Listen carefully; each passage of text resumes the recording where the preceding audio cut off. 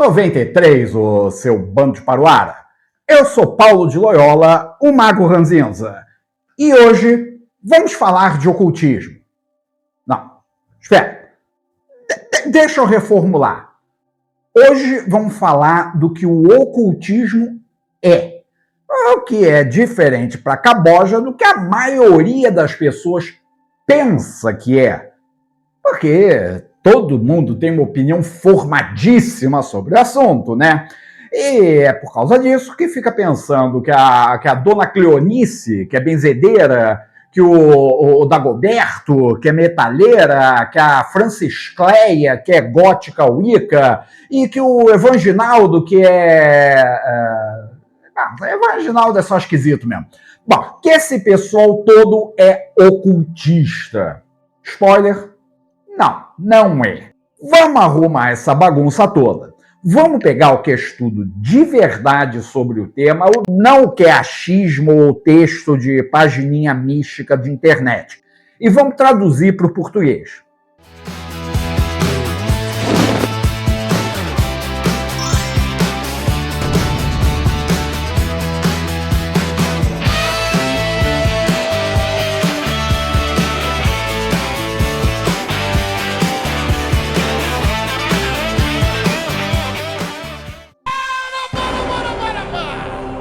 Eu já estou aqui prevendo o que você, ô Joãozinho, tá digitando já aí nos comentários, né? Ô, Ranzinza, por que estudar ocultismo tá assim academicamente? Isso não é papo de maluco? Sim. O teu papo, Joãozinho, é coisa de maluco. Estudar uma coisa academicamente não é coisa de maluco. Gente, o estudo sério do ocultismo não tem nem 50 anos de idade. A academia sempre olhou para o tema com aquela cara de nojinho que professor de universidade sabe fazer tão bem. Só que, nas últimas décadas, um campo inteiro foi se formando. O esoterismo ocidental como disciplina acadêmica de verdade, com cadeira em universidade europeia séria, com historiadores como o Walter Hanegraaff e o Marco Pazzi produzindo trabalhos rigorosos. E tá, mas nisso aí, o que esse pessoal descobriu? Eles descobriram que o ocultismo não é viagem na maionese na história do pensamento. Ele é uma parte estrutural da modernidade ocidental. Ciência, religião, a arte, até a política, tudo isso tem dedo ali do ocultismo. Às vezes contra ele, às vezes com ele. Mas sempre com ele na sala, sentadão ali no sofá, tomando um esquinho e morrendo de rir da cara desse pessoal. O ocultismo é o outro, pelo qual a ciência definiu o que era científico e a religião ortodoxa definiu o que era heresia. E aí, ó, Paruara, tá gostando aqui no canal? Mas que beleza, né? Então dá uma forcinha pro Ranzinza, pomba. Mas como é que eu posso ajudar? Calma, eu explico. Primeiro, deixa aí o teu like e compartilha o vídeo, porque aí o YouTube vai entender que o canal vale a pena e divulga pra mais gente. Você também pode deixar um comentário, faz uma pergunta, me corrige quando eu falar besteira, só não vale a xingar, ok? Aliás, aproveita para se inscrever e ativar o raio do sininho, aí você não perde nenhum vídeo novo. Mas o melhor, vem ser membro do clube do canal. Pela merreca de R$ 11,90 por mês, você vira um paruara oficial e ganha selinho de fidelidade, seu nome aparece no canal e nos vídeos, tem prioridade nos comentários, tem acesso à videoteca Ranzinza, tem uma penca de vídeos exclusivos para membros. Ou por R$ 27,90 pode ser um Paruara Plus, com tudo aquilo e mais. Acesso ao grupo VIP no WhatsApp, acesso direto às lives e à videoteca Ranzinza Plus. Fora o que, os membros recebem os vídeos aqui por inteiro, sem edição, já na terça-feira. Ah, se der, manda uma merreca aqui pelo Pix, né? Sempre ajuda a pagar os boletos. E se for comprar qualquer bagulho na Amazon, usa aqui o meu link de afiliado que eu ganho lá uns trocados. Valeu então, gente! E volta pro vídeo. Mas, gente, vamos começar pelo básico, tá? Que é onde essa zona toda começa. A própria palavra ocultismo. Oculto vem do latim occultus, que significa escondido, secreto, uma coisa ali por baixo dos panos. E é simples assim. Na filosofia natural pré-moderna, ou seja, antes da ciência ser aquilo que a gente entende hoje como ciência, as chamadas qualidades ocultas eram propriedades da natureza, só que não eram percebidas diretamente pelos 5 sentidos, mas que eram, sim, consideradas como forças físicas reais e, portanto, passíveis de estudo. Magnetismo, por exemplo. Coisas que existiam, que produziam efeitos, mas que não eram óbvias. Logo, ocultas. Isso não significava sobrenatural, significava só algo que não é imediatamente perceptível. Bom, mas tem uma diferença enorme aí. E é exatamente nessa diferença que a conversa costuma descarrilhar antes de começar. Agora, o ocultismo, substantivo, um movimento histórico, é uma criação do século XIX.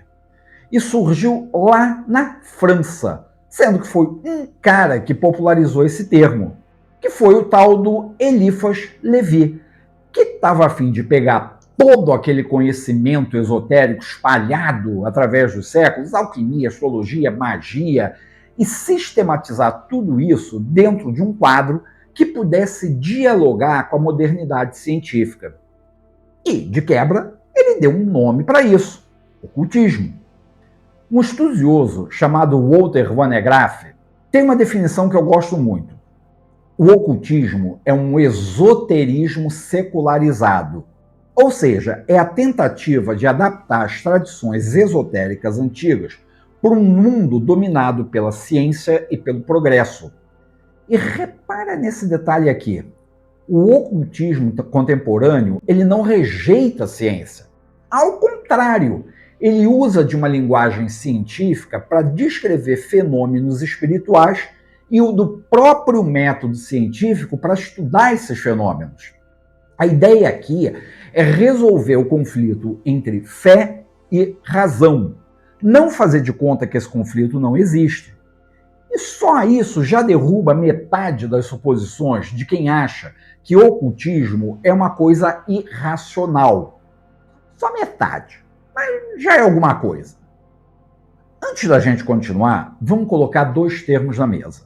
Se você não sacar esses 2, vai ficar boiando daqui a pouco e vai ficar me enchendo o saco nos comentários.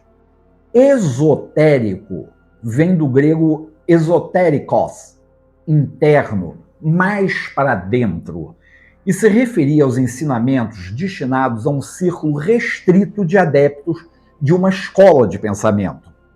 Exotérico vem de exotéricos, externo. Esse era o conhecimento público. Esse era o conhecimento que era acessível a qualquer um que chegasse ali com um pirulito. E essa bodega toda vem da escola de Pitágoras. O gato lá do triângulo. Ele tinha 2 níveis de instrução. O básico para o público em geral e o avançado para os discípulos que tinham mostrado capacidade. Com isso, ele garantia, ou pelo menos tentava garantir, que determinados conhecimentos só fossem passados para os gajos que ele achasse que tinham capacidade para entender esses conhecimentos, ao invés de sair falando bobagem. Essa relação entre esoterismo e ocultismo, ela é histórica. O esoterismo ocidental é uma categoria guarda-chuva enorme, que engloba uma penca de tradições desde a antiguidade. Hermetismo, alquimia, gnosticismo, por aí vai.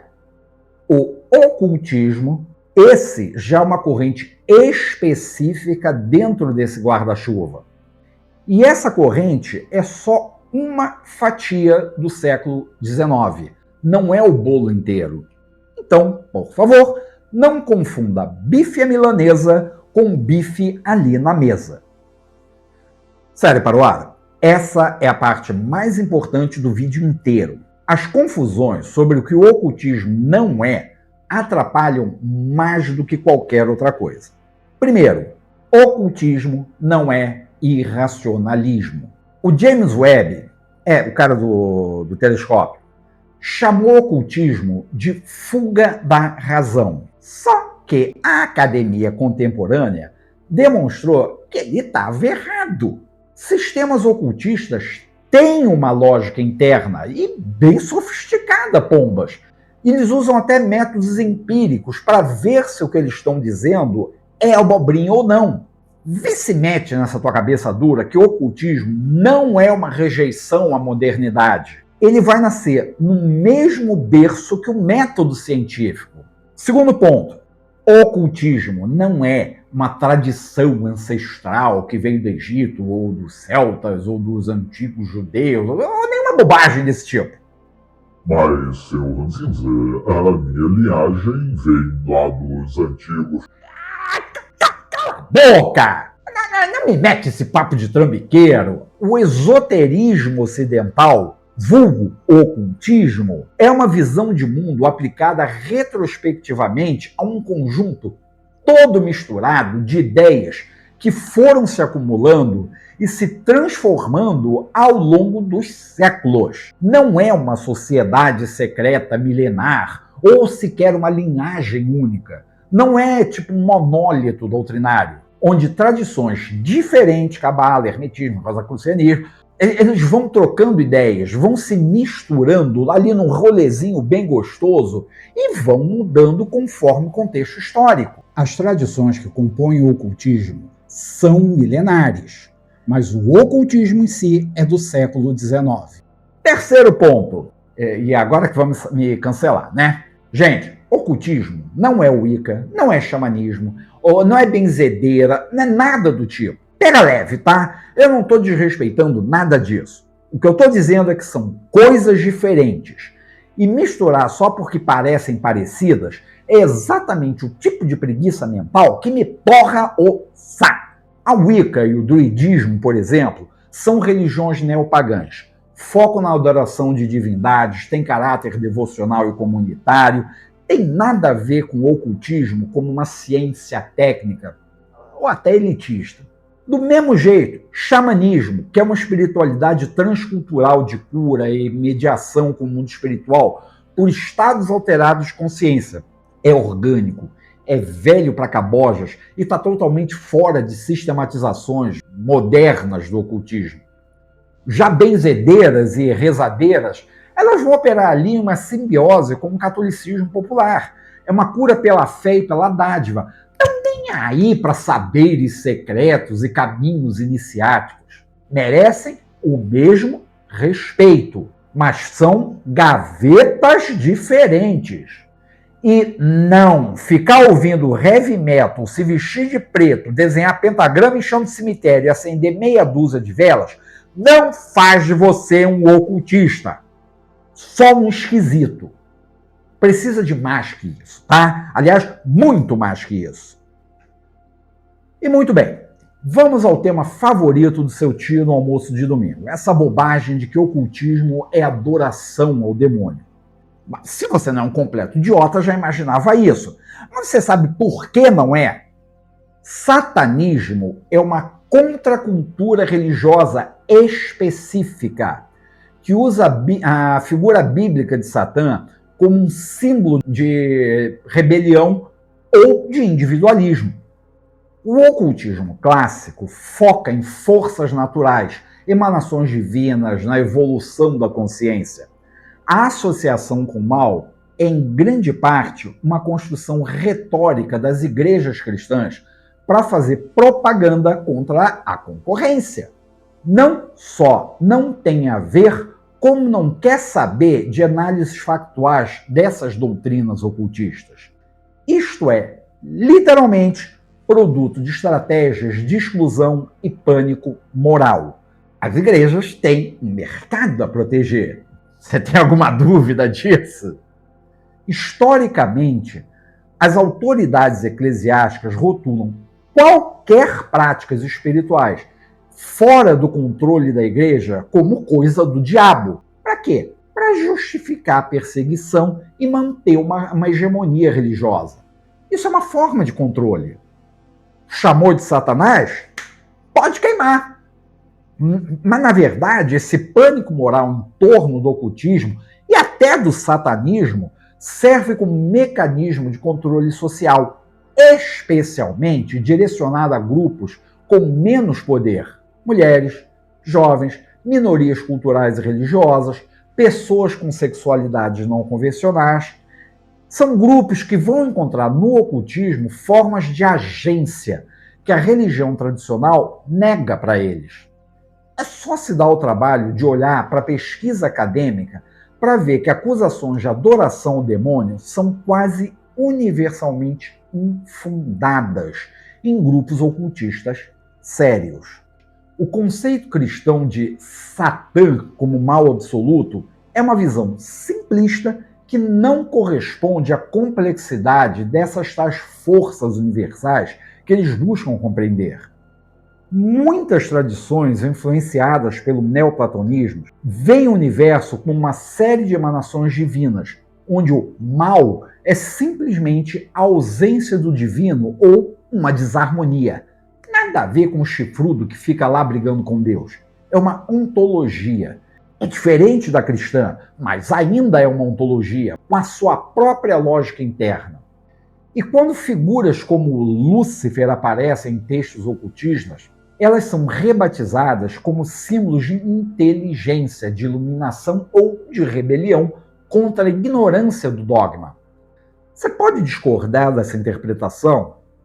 Claro que pode.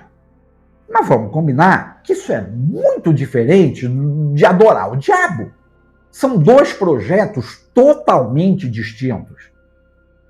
Agora, sai do raio do Instagram e presta atenção que a gente vai ver de onde toda essa bodega saiu. As raízes históricas do ocultismo vêm lá da Antiguidade Tardia, tá? No início da Era Vulgar mesmo, especialmente ali no Mediterrâneo Oriental, onde hermetismo, gnosticismo, neoplatonismo estavam ali para quem não estava muito afim do cristianismo.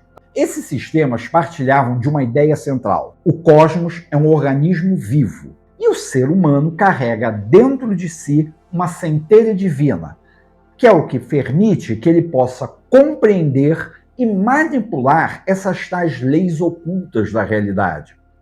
O Corpus Hermeticum, um conjunto de textos atribuídos ao Hermes Trismegisto, foi onde toda essa bagaça começou. Aliás, só para deixar claro, Hermes Trismegisto é só um personagem, tá? Não existiu. Ele foi uma fusão sincrética do deus grego Hermes com o egípcio Thoth, não uma pessoa real. Mas aí chega a Renascença, e é que as coisas ficam bem interessantes.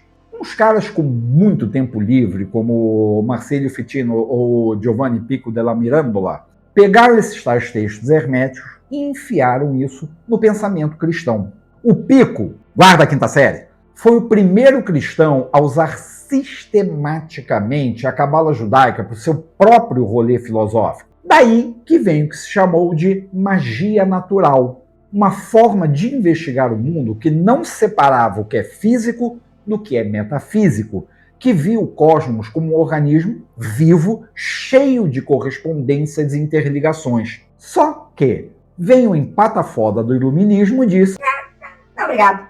A revolução científica foi pondo para fora esse pensamento cada vez mais. Mas olha só que legal. Uma figura bem importante desse momento de transição foi um tal de Isaac Newton. É ele mesmo, o cara que formulou as leis da gravitação universal. Ele era um alquimista de carteirinha e um estudioso tarado de profecia bíblica. O Newton não era uma contradição. Ele era só um belo retrato do seu próprio tempo. No século XVII, essa separação entre ciência e ocultismo ainda não existia. Ela foi sendo construída depois e de propósito. O século XVIII ainda viu esse esoterismo sobreviver dentro das famosas sociedades secretas. A maçonaria esotérica, os grupos Rosacruzes e tantas outras. Por quê? Porque era onde a burguesia e a aristocracia discutiam ali juntos ideais de cosmopolitismo, de democracia e de ciência, numa época em que tanto a igreja quanto o Estado olhavam para esse tipo de coisa de uma forma bem torta. E foi justamente o esoterismo e o ocultismo nascente que deu cobertura intelectual para essas ideias políticas e religiosamente perigosas se formarem. E aí chega século XIX, que é o que os historiadores chamam de renascimento ocultista. E se você acha que o mundo de hoje está mudando muito rápido, isso é pinto perto do que aconteceu na Revolução Industrial. O pessoal ficava perdidaço. A resposta para boa parte da intelectualidade foi buscar um reencantamento do mundo, uma forma de recuperar o mistério, o sagrado, o invisível que esse materialismo industrial parecia ter varrido para debaixo do tapete. Em 1875, a Helena Blavatsky e o Henry Steele Olcott fundaram a Sociedade Teosófica em Nova York. Isso na maior cara dura, tá? E, ao mesmo tempo, ordens como a Ordem Hermética da Aurora Dourada, ou Golden Dawn para os íntimos, fundada em 1888 em Londres, foram organizando a magia cerimonial num sistema todo encaixadinho de graus iniciáticos. Só que, no século XX, o ocultismo se quebrou todo. Enquanto Rudolf Steiner criava antroposofia, uma doutrina cristocêntrica que tacou princípios ocultistas em quase tudo, o Aleister Crowley desenvolvia a lei de Telemann, que enfatizava a vontade individual como força mágica suprema. E por aí vai. Agora, nos dias de hoje, a gente vê uma tendência crescente à psicologização do ocultismo. O Carl Jung deixou todo um suporte teórico para que tradições como a alquimia e a cabala fossem reinterpretadas como processos de individuação e manifestação do inconsciente coletivo. A magia deixou de ser vista como manipulação de forças externas para ser uma técnica de integração psíquica. O René Graff chama isso de sacralização da psicologia. Egil Aspren, por exemplo, argumenta que essa abordagem pode resultar num escapismo psicológico, que vai esvaziando o ocultismo da sua pretensão original de investigação empírica sobre as leis da natureza. O Crowley, então, ele não bancava muito essa coisa do esoterismo meramente subjetivo. Ele queria ciência. Ele queria resultados, já acho. Só que essa tensão ainda não foi resolvida, não. Boa parte dos debates no campo gira justamente em torno disso.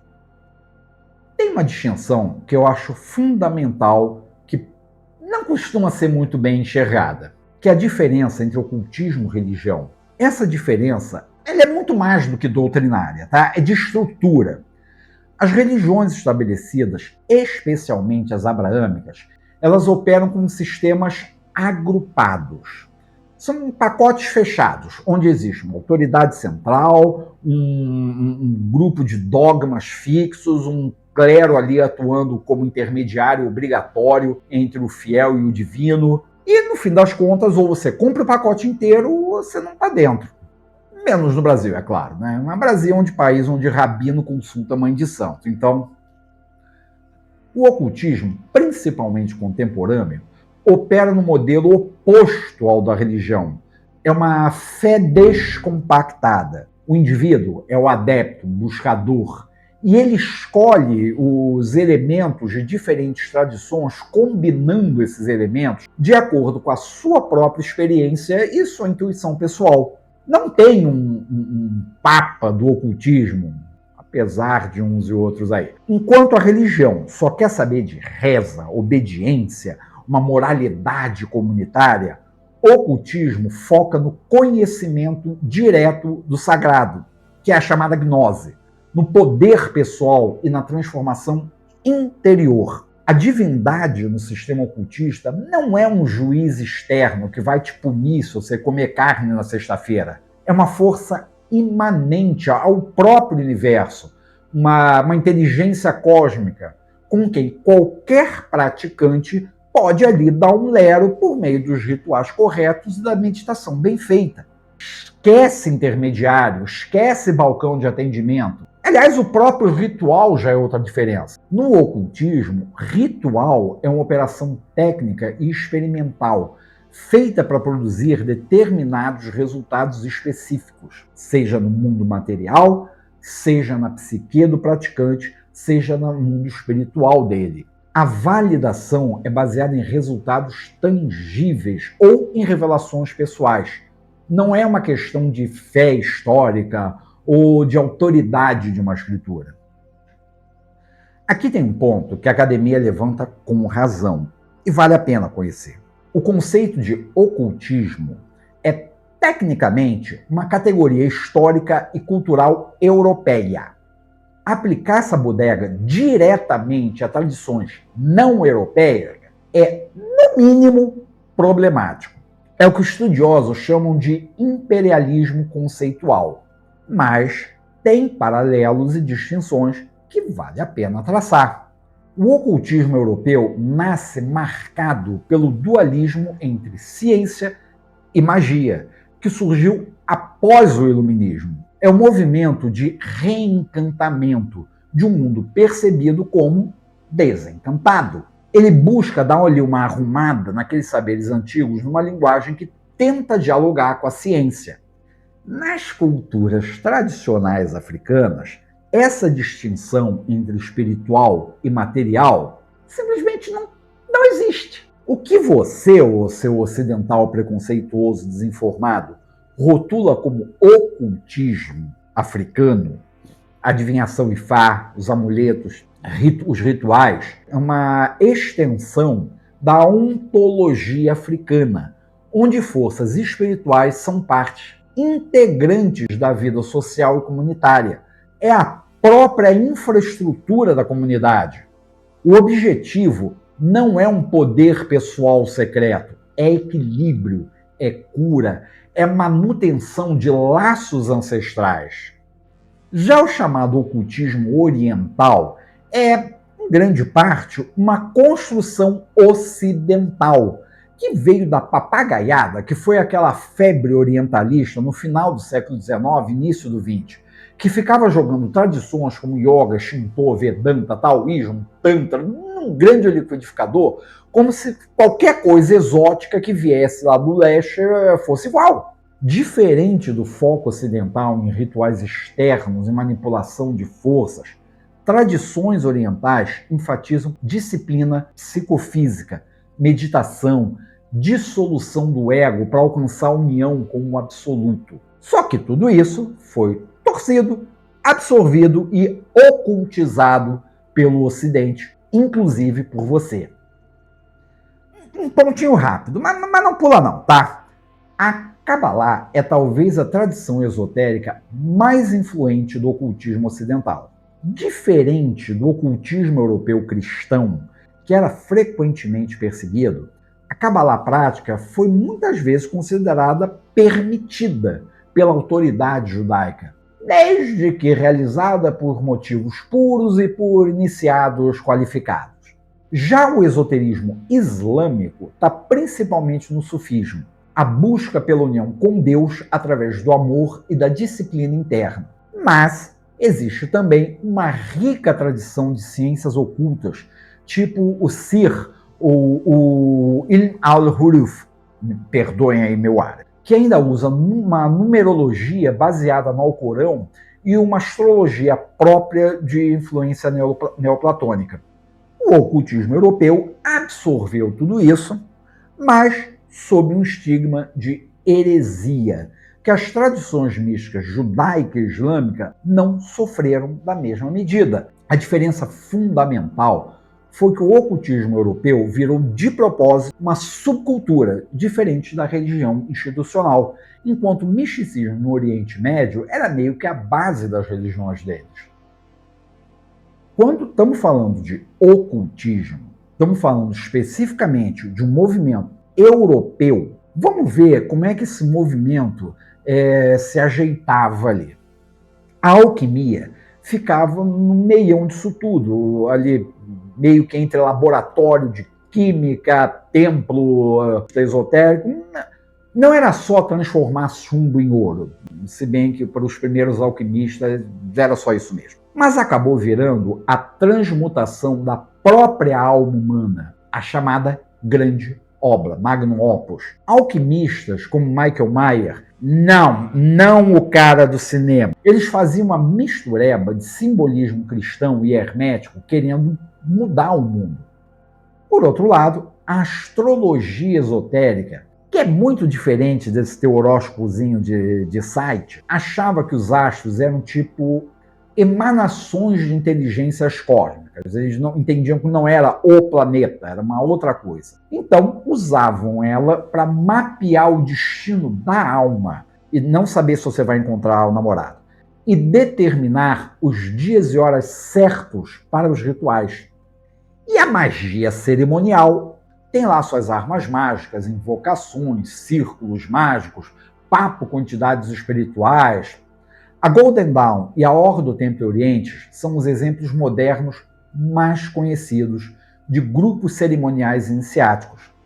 Já o rosacrucianismo nasce lá no século XVII com os famosos Manifestos Rosacruzes, uns panfletos que prometiam uma nova era de iluminação e uma reforma científica baseada no cristianismo esotérico e na alquimia e por aí vai. No século XIX, ele foi revivido por grupos como a Societas Rosacruciana em Anglia, que serviu de base para muitos líderes da Golden Dawn e hoje em dia serviu de base para a Mork.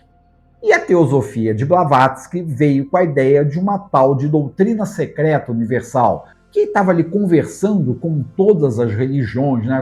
Era uma evolução espiritual por meio de reencarnações e do contato com os mestres de sabedoria.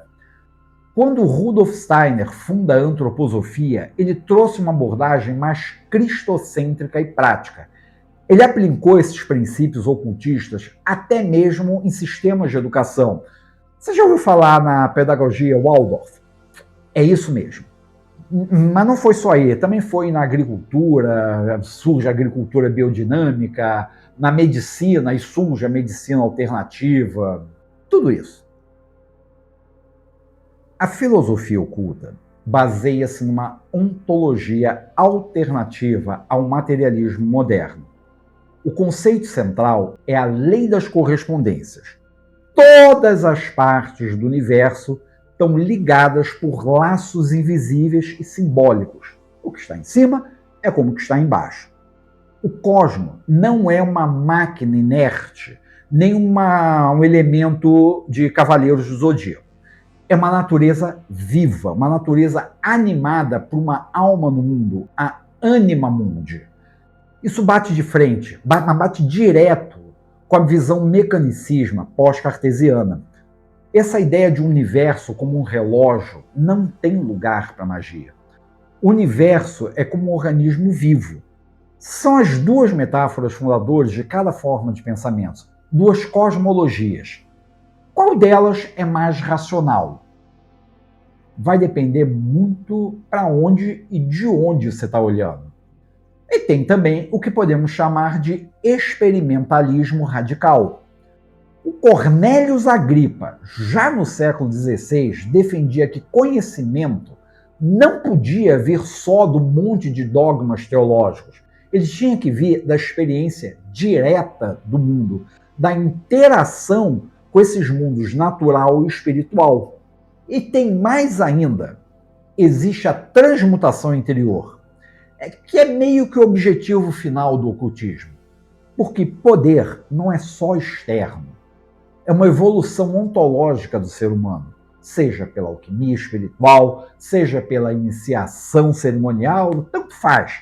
A ideia é preparar a pessoa para receber plenamente essa tal de luz divina. O Antoine Favre diz que isso é um dos pilares do pensamento ocultista. É uma busca por gnose. E o que é gnose? É um conhecimento intuitivo e direto que transcende não só a fé religiosa, como o pensamento racional. Acabou que, para o ocultista, a linguagem ela não pode ser só descritiva, ela tem que ser eficaz. Símbolos e nomes têm uma força intrínseca que pode causar alterações na realidade se manipulados corretamente pela vontade e pela imaginação do praticante. O que não faz o menor sentido para o materialista cartesiano. É claro, você pode não acreditar em nada disso. Você acredita no que você bem entender, não tem nada a ver com isso. mas é uma posição filosófica. Não é uma viagem na maionese. E agora vamos deixar um monte de gente bolada. O ocultismo teve, sim, goste você ou não, dimensões políticas e sociais. As tais sociedades secretas dos séculos XVIII e XIX, especialmente a maçonaria, deram segurança para um monte de gente bolando umas ideias muito da hora. Essas organizações criavam uma elite intelectual que se via como guardiã de um conhecimento superior e dava uma identidade estável num mundo que estava mudando mais rápido do que a turma conseguia acompanhar. O ocultismo também teve uma relação com o socialismo, que a maioria das pessoas simplesmente desconhece. No início do século XIX, socialistas utópicos, como os sansimonianos, viviam o esoterismo como uma linguagem de regeneração social, que serviria para combater o egoísmo mercantil do capitalismo emergente. O próprio Eliphas Levi, aquele que sistematizou o ocultismo moderno, ele foi um socialista de carteirinha, que via magia como forma de libertação da humanidade. Marx, é claro, não curtiu essa parada, né? Ele descia o sarrafo nos grupos espiritistas burgueses, que ele dizia que distraíam o proletariado da luta econômica de verdade. O proletariado concordar ou não já é outra história. E tem ainda a questão de gênero, a que menos se fala, porque foi nos movimentos ocultistas que as mulheres começaram a poder atuar como médiuns, como líderes, como sacerdotisas, como escritoras, coisas que nem dava para pensar nas religiões tradicionais e na academia. Novamente ela, Blavatsky. Anne Besant, que foi sucessora dela, ela não foi só uma ocultista, ela foi também ativista pelos direitos das mulheres trabalhadoras, pelo movimento de independência da Índia. E podemos colocar aqui outros nomes: Leah Hersey, Frida Harris, Jane Wolfe, Marjorie Cameron, Leila Edel e muitas outras. Vai pesquisar, vai! Essa democratização do sagrado pela experiência pessoal tornou o ocultismo um refúgio para gente que não se encaixava nas instituições. E acabou que o ocultismo teve uma baita influência na cultura ocidental, mesmo que às vezes invisível. Ela está completamente integrada ao tecido da modernidade. Na arte moderna, por exemplo, dá para citar um monte de gente. Vassily Kandinsky, Hilma af Klint, Pierre Mondrian, eles eram profundamente influenciados pela teosofia e tentavam ali naquelas abstrações dele representar essas leis espirituais e estas leis invisíveis que o ocultismo descreve. A ideia de uma quarta dimensão espiritual ajudou ali também a abrir as portas para movimentos como o cubismo e o futurismo. A vanguarda artística do início do século XX era de muitos jeitos um projeto ocultismo. Você olha para um Kandinsky e pensa: tá estranho. O Kandinsky olhava para o próprio trabalho e via representações de energias cósmicas. Azar o teu que não enxerga a mesma coisa. Mesmo na ciência dura, as descobertas de fenômenos invisíveis, como raio-x, ondas de rádio, radiação, lá no final do século XIX, foram imediatamente ocultizadas pelo público e até por alguns cientistas. A turma via essa descoberta de forças invisíveis como uma prova de que tinha mais coisa por aí do que se pode perceber, tipo forças espirituais. A noção de que o pensamento pode ter uma vibração física, de que a matéria é apenas energia concentrada, coisa que se fala na física e que coach quântico adora distorcer, vieram direto dessa mistureba entre ciência e ocultismo no século XIX. E a gente pode ver também na cultura popular. O pesquisador Christopher Petridge, ele criou o conceito de ocultura para descrever como o ocultismo migrou das sociedades secretas para o cinema, música, literatura de massa. Desse fascínio pelo paranormal nos filmes de terror até o coach quântico e o jovem místico, a sociedade ocidental de hoje está até o pescoço em símbolos ocultistas que funcionam como uma forma de religiosidade sem igreja e que dá às pessoas uma chance de se ligar ao mistério, à maravilha, num mundo completamente tecnocrático. Você consome ocultismo todo dia, só não sabia o nome do que estava consumindo. Tá bom, Resumindo o que vimos aqui. Ocultismo, se a gente olhar direito e não falar besteira, não é uma piração na batatinha. É uma força da evolução intelectual e social do Ocidente. É a tentativa contínua de reconciliar a busca pelo sagrado com as exigências da razão científica. Você pode entender essa coisa de ocultismo como um arquivo de conhecimentos rejeitados, que desafia as fronteiras entre o que é considerado verdade e o que é rotulado como superstição. Academicamente falando, é um esoterismo secularizado do século XIX que buscou sistematizar saberes herméticos, alquímicos e mágicos dentro de um quadro racionalista segundo a visão europeia.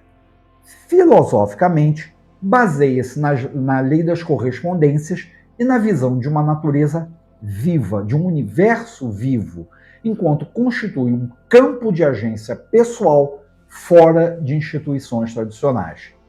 E tem o que ele não é: irracionalismo, satanismo, uma linhagem ancestral inalterada desde o Egito. Não é Wicca, não é xamanismo, não é benzedeira. Respeito, igual, gavetas diferentes. Tipo a sua gaveta de calcinhas e a de roupa de cama. Não é difícil, viu, diferenciar.